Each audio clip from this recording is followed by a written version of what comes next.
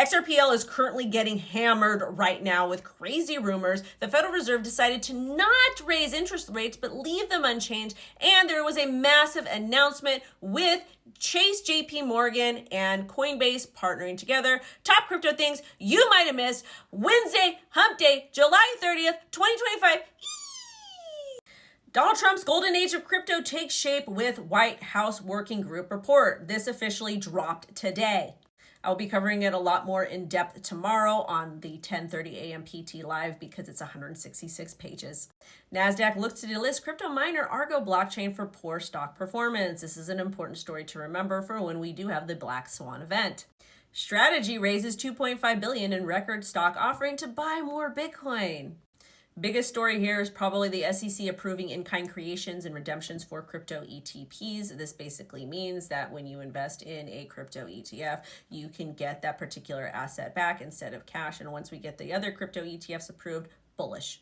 Decorum's 2x XRP ETF tops 300 million in flows, dominates 52% of the market. This is a futures, not a spot ETF, but this is incredibly bullish for XRP. There was kind of a FUD article that came out regarding XRP from Finbold. XRP wipes out over 22 billion in a week. Is the rally over? Rally's not over. It was just a little bit of a pullback. Unfortunately, XRP has a very large market cap, so when number goes down, market cap decreases. To me, not a big deal. Ripple also came out with a report. 90% of global finance leaders believe in blockchain and digital assets and will have significant impact on finance within 3 years. Basically, this is just kind of talking about TradFi coming into crypto and how Ripple, XRP, XRPL, RLUSD is all tied into that.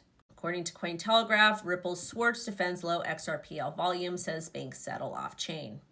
XRPL reported 30 to 40% drop in new wallets and transactions volume in Q1 of 2025. DeFi activity on XRPL was more resilient, with DEX volumes down 16%. Critics question Ripple's claim of over 300 bank partnerships due to lack of visible on-chain data. To me, this is a nothing burger, primarily because banks have a certain way that they have to operate. Ripple knows that, and they are going to follow the bank's lead.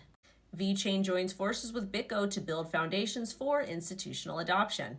Coinbase and JP Morgan Chase joined forces to make it even easier to access crypto. And again, Chase has 80 million customers, which will soon be allowed to fund their Coinbase accounts with Chase credit cards. This launches in fall of 2025. And starting in 2026, users can redeem Chase Ultimate Reward points for USDC on